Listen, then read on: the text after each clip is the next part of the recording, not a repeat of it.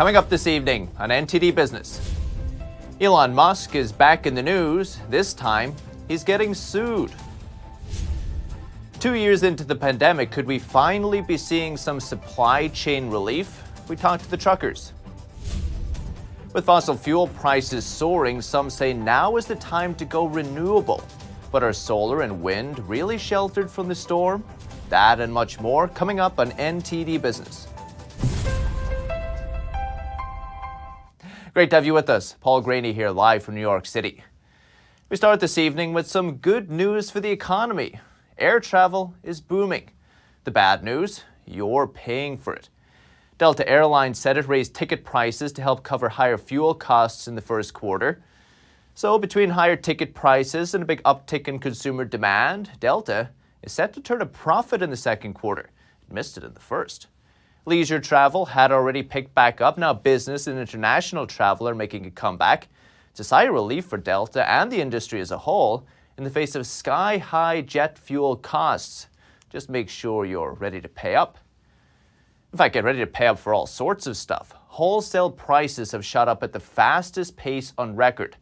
The Producer Price Index, which tracks inflation before it hits consumers, is up over 11% through the last 12 months, 11.2% to be exact. It's up a significant 1.4% in the last month alone. Wholesale inflation is accelerating at the fastest pace in the 12-year history of the data series. Consumers can expect to pay more for goods and services down the road as businesses, even those who are trying to eat the cost themselves, may be forced to pass them on to consumers.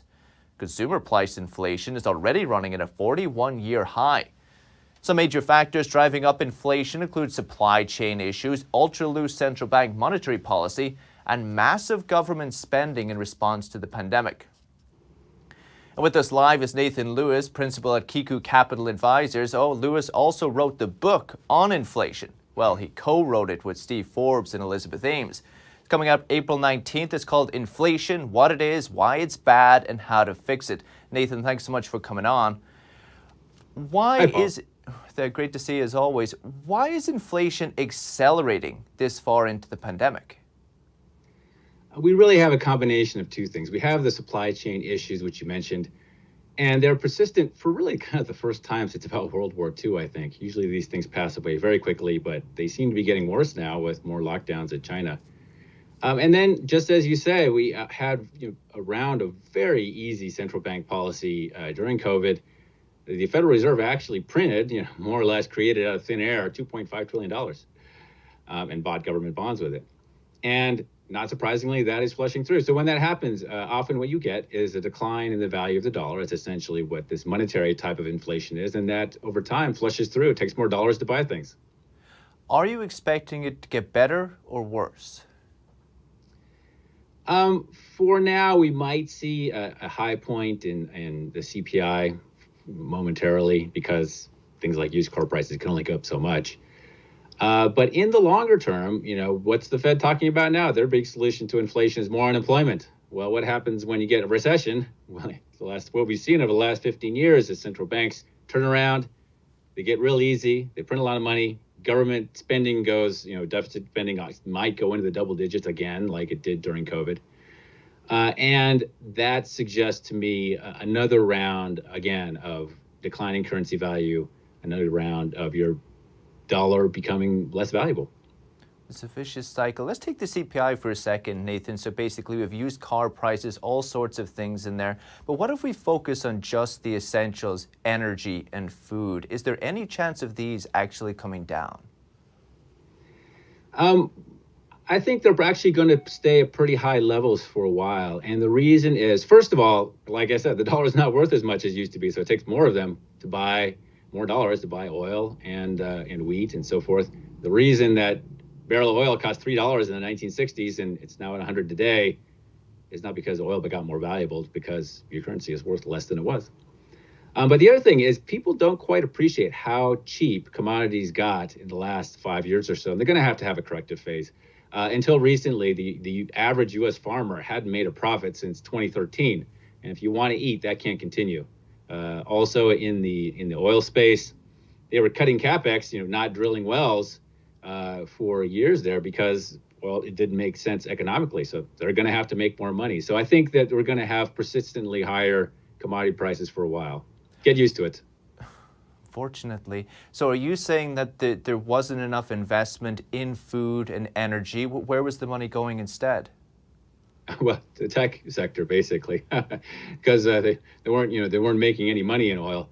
But we've seen, besides these monetary issues, this year, oil companies are being pushed by big companies like BlackRock and shareholders, individual shareholders, to not go hog wild on capex as they have in the past, not drill so many holes, and the result of that is that oil is probably going to have a period of real supply demand tightness for a while until drilling can be ramped up again, or the greenies hope that solar picks up the slack or whatever it might be.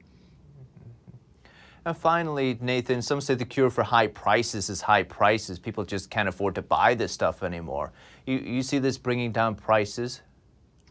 Well, normally the capitalist system, the market economy is very quick to fill in these supply deficiencies. You remember when everyone bought toilet paper during COVID, and remarkably in 3 weeks, toilet paper was back on the shelves. The persistence of these kind of supply-demand issues is really unusual. Unfortunately, it seems like it might persist for a while because the supply chain issues are getting worse, not better, for the time being. But if we can resolve those things, I think that can be fixed pretty quickly. Nathan Lewis, co-author of Inflation, coming out next week. Thank you. Thank you. We could be seeing demand destruction over at the country's biggest used car dealer, Carmax. It sold almost 7% fewer cars last quarter. Its CEO says Americans are feeling the pressure from rising car prices that are up 40% in the past year and higher borrowing costs as interest rates rise.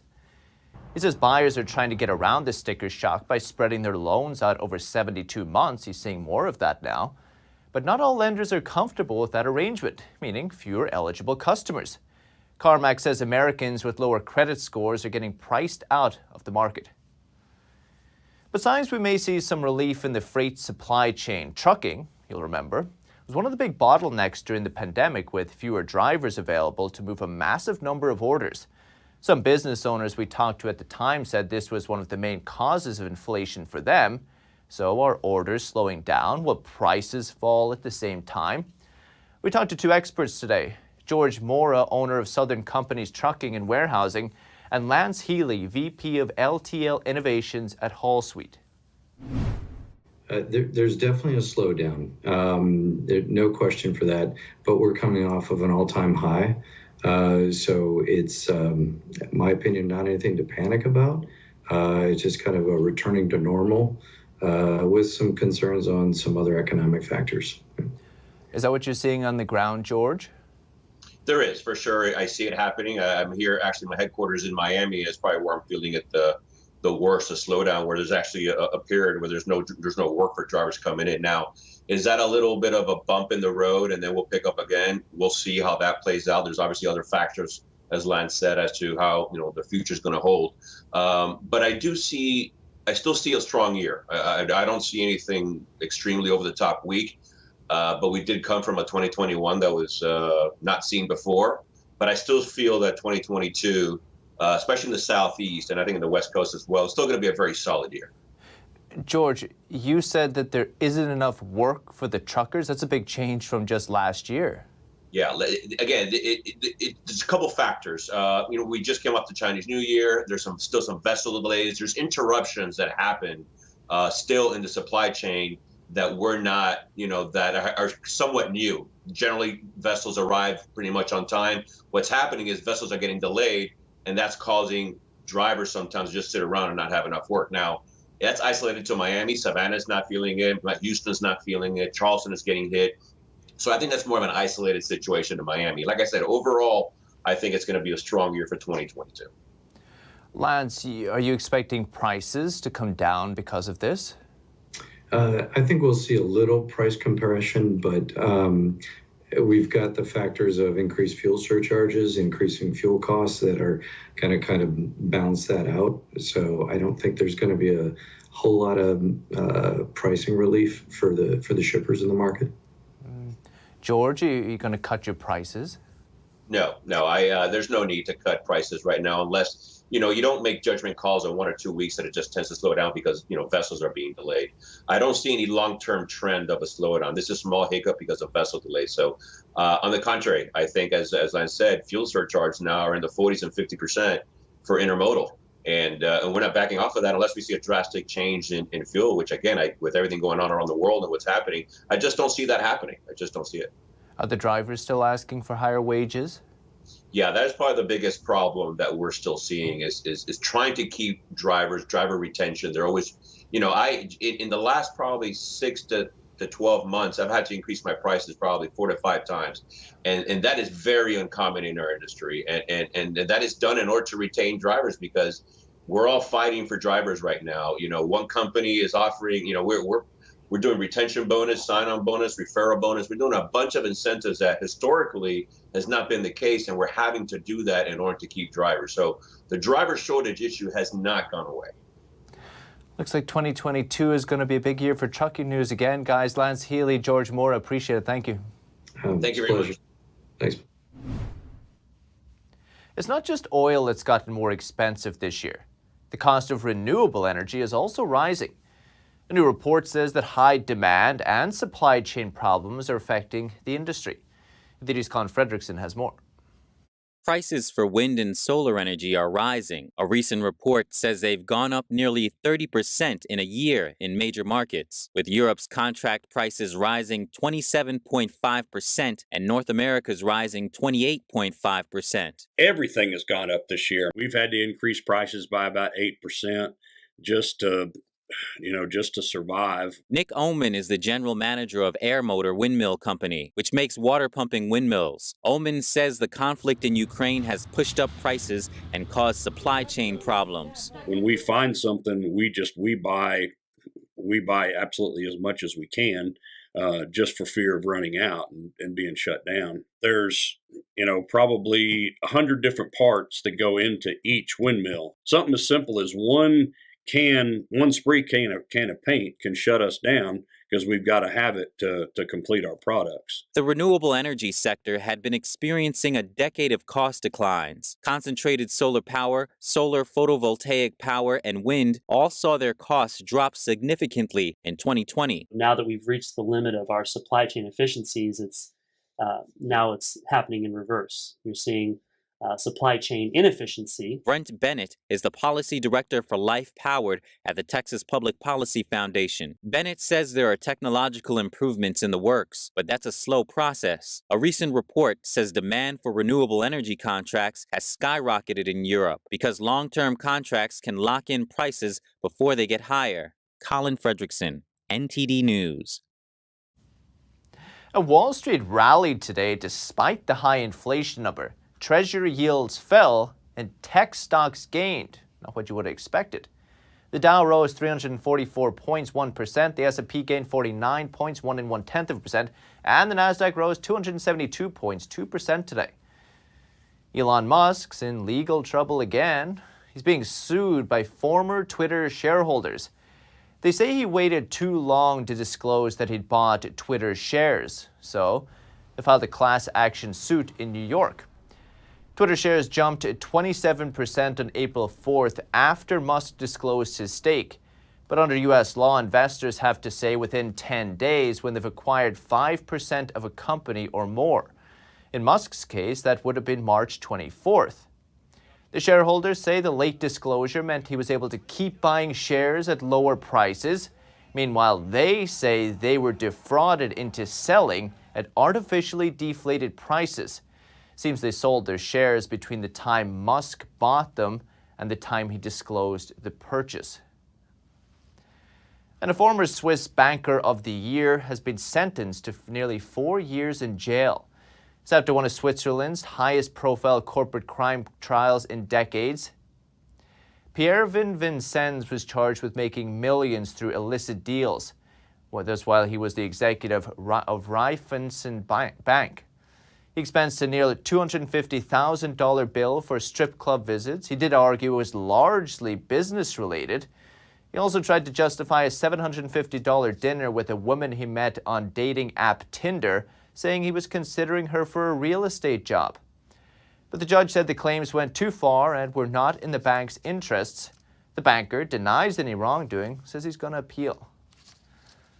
And Chinese authorities are responding to opposition to Shanghai's strict lockdown measures. Shanghai's police department sent out a message to residents today saying that anyone who violates the lockdown rules will be dealt with strictly, adding that, quote, if it constitutes a crime, they'll be investigated according to the law. Shanghai police also banned cars from the streets. City's residents are becoming increasingly frustrated as millions are confined to their homes and struggling to get basic supplies like food and medicine. One of Apple's major iPhone suppliers has been forced to shut down operations there. NTD's Don Ma brings us the latest. China's lockdowns could now be affecting iPhone production because more than 3/4 of all iPhones are manufactured in China. This could be a risk for Apple if a manufacturing facility were to shut down. Pegatron, for example. On Tuesday, the major Apple iPhone supplier said it's stopping operations at its only 2 factories, in Shanghai and Suzhou. Pegatron makes around 1/5 to nearly 1/3 of all iPhones. Business lecturer Jeff Hook at Johns Hopkins University says this could affect the output of iPhones. Pegatron's one of their bigger manufacturers/suppliers, so that's going to affect the number of phones that Apple can produce. It's exactly hard to say. We don't know how long the shutdown's going to last. If the Pegatron shutdown does affect iPhone production, the next iPhone could be more expensive for you. Anytime there's a shortage of a product and the demand doesn't change, meaning the price is going to go up, unfortunately, for consumers. Apple likely won't move its iPhone manufacturing out of China, says Hook. Expenses would have to go up 15 or 20%, if they were to make the phone in America instead of China. Other than Apple already having the infrastructure in China, the wages there are much lower than the U.S. Don Ma, NTD News. And still to come, stay with us.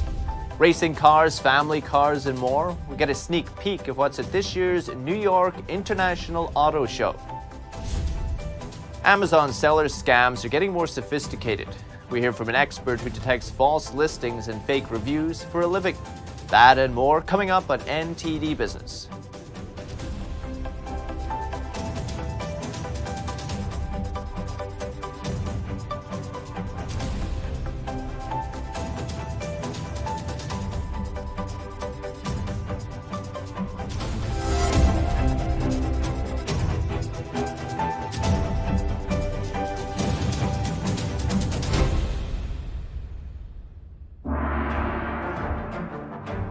You are not just watching a performance.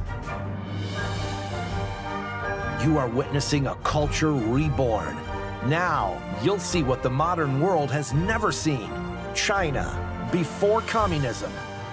Live on stage, Shen Yun, coming to NJPAC, April 21st through the 24th. For tickets, visit shenyun.com or call 888-90-SHOWS. Secure, the true solution for your digital privacy and security. Secure is a private and secure messaging and email solution hosted in Switzerland, using military-grade encryption and Swiss privacy laws, giving you true privacy. Secure is 100% private and does not collect or sell any of your personal data. Secure's Helix technology connects you securely to our Swiss servers without the need of a VPN, guaranteeing privacy and security for all your communications. Secure Messenger doesn't require your phone number or any personal data that hackers target. Chat by Invites allows you to chat privately and securely with anyone outside of your secure network without the need for others to download Secure. Secure Send offers you a private and secure way to email anyone outside of Secure. You won't find this level of privacy or security on any other email or instant messaging application. Visit secure.com. Regain and protect your privacy today.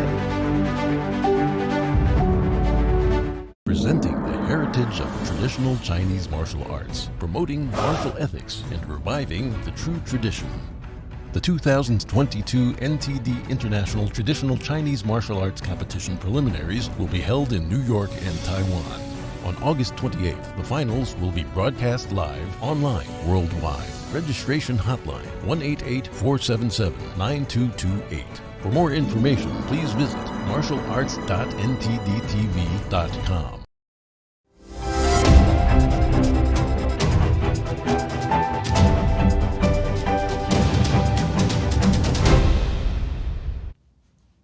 Welcome back. One of Tesla's biggest rivals, Lucid, has come out with a luxury sedan that has a 446-mile range. It's called the Lucid Air Grand Touring Performance. It could be yours for $179,000. For Tesla, the highest ranging car they have is the Tesla Model S dual motor AWD, which could travel around 405 miles per charge. The new Lucid sedan beats Tesla's highest performing cars in many ways, but not in acceleration. Lucid's new sedan could go from 0 to 60 miles an hour in 2.6 seconds, while the Model S Plaid can do it in 1.9. Elon Musk will be happy. And automakers from around the globe are in New York City to show off their new models at the International Auto Show. The exhibit isn't open to the public yet, but NTD's Arian Pastor gives us a sneak peek. If you like cars, this is the place to be. The International Auto Show right here in Manhattan. Right now, I'm sitting in a 670 horsepower Corvette, 0 to 60 in less than 3 seconds. And there are many more interesting cars here at the show. The new Corvette, which doesn't have a price tag yet, sure has its charm, but so do older cars, like these ones from the 90s, for example. The show also has rally cars and retro-looking race cars. This one has quite some sound to it. And how much gas does it use? No, it's zero because it's electric. Fully electric. Yeah. So as you can see here, it's lifting the hood for us. No gas engine inside, fully electric car. The sound of the car and the vibration is added to give the driver a more realistic feeling. Some brands are going all out to showcase their cars, adding a theater background and a stage. You can also test ride some of the cars to see how fast they accelerate, or sit behind the steering wheel of a driving simulator with moving seats. You can also try out one of their electric bicycles or other two-wheelers. In terms of a car for the whole family, I was told some people like cars that go well for the city and for the outdoors. Roof rack actually is rated to support 700 pounds when the car's parked, which means that you can put a roof tent on it and then you can go up and sleep. When you go camping, you don't have to be on the ground or in the mud or anything. The show will open to the public this weekend and is going to run through April 24th here at the Javits Center in Manhattan. Arian Pastar, NTD News, New York. And third-party seller scams are evolving. You might receive a similar product, but it's not quite what you ordered. Ever happened to you? NTD Sean Marshall talked to an expert on false listings and fake reviews. These days, you could be scammed on Amazon and never even notice. In a recent article on TechRater, a buyer thought they were getting a micro SD card for a good price, but instead the card had less storage space than listed, and it was programmed to make your device show more space than the card actually had. I spoke with Saud Khalifa, founder and CEO of FakeSpot, a service that uses artificial intelligence to detect false listings and reviews online. He mentioned how the third-party seller ecosystem can support many fraud issues. So anyone can sign up to become a seller of an Apple product on Amazon or different platforms. And unfortunately, we're seeing the same model, the third-party seller model, being applied into Walmart, Target, without barriers to check those sellers that are signing up and selling those fraudulent products. He also explained how it can be hard to catch newer scams like review merging. So reviews about a book will appear on a review for headphones. Makes completely no sense, but because those reviews have been validated by Amazon system, they appear on this new listing, and they add up to that 5-star rating at the top. I quickly found one of these scam micro SD cards myself. The only written reviews gave it 1 star, though it somehow got enough 4- and 5-star ratings to not have a noticeable problem. Consumers have to continually upgrade their scam detecting abilities, because the more Amazon fixes problems, the more scammers are forced to use better tactics. Sean Marshall, NTD News. And here's some sweet news if you've got a sweet tooth. Nestle Toll House is stuffing its cookie dough. It's been baking up some tasty new creations with its first ever stuffed cookie dough. You'll have 2 flavors to choose from: chocolate chip cookie dough with fudge filling and double chocolate cookie dough with salted caramel filling. Is your mouth watering yet? Well, sorry, you're gonna have to wait a bit. These new cookie delights don't come out till July. That's just the way the cookie crumbles. And could the future of housing be living inside pods? One engineer has created a system of modular spheres, which he says is a sustainable and affordable way to build homes. NTD's Andrew Thomas has more. This configuration is set up as a 2-bedroom apartment, complete with living areas and a dining kitchen. But the original inspiration has more humble beginnings. The Conquer originally started with a tree house for my children, and they wanted something like a shed in our trees, and there was no way I was going to build a shed. So we decided that we were going to, between us, that we were going to build a ball or a sphere.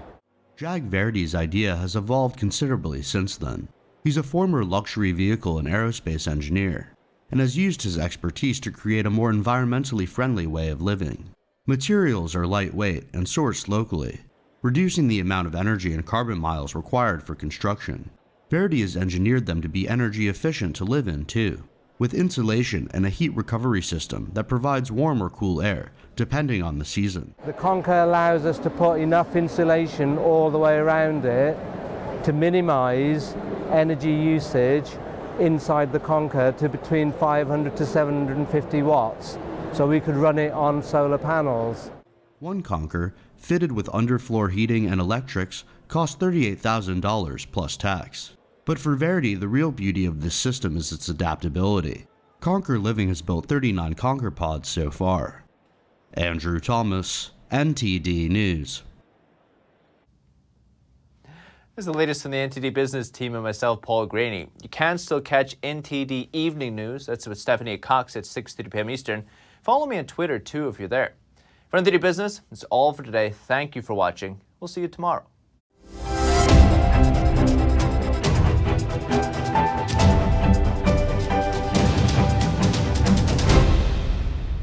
Thanks for watching us on YouTube. Did you know YouTube only keeps selective videos on its platform? So if you want to make sure you get the full picture, just subscribe to our newsletter. Go to newsletter.ntd.com and sign up. It's free.